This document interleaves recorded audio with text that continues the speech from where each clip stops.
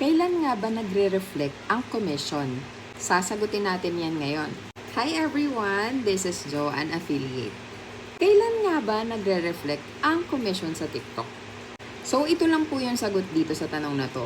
Nagre-reflect po ang commission after mag-purchase ni customer from your affiliate items.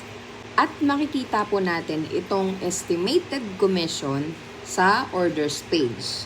Ang tawag po kasi sa commission na nakuha natin after mag-purchase ni customer ay estimated commission.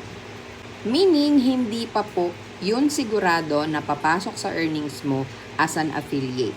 If ever may tanong ka pa tungkol sa pag-affiliate, comment down below and we'll try to answer that. And kung nakatulong naman din itong video na to para sa'yo, sa mga gustong mag-affiliate or bilang affiliate, please pa-share, pa-like, and follow mo na rin ako.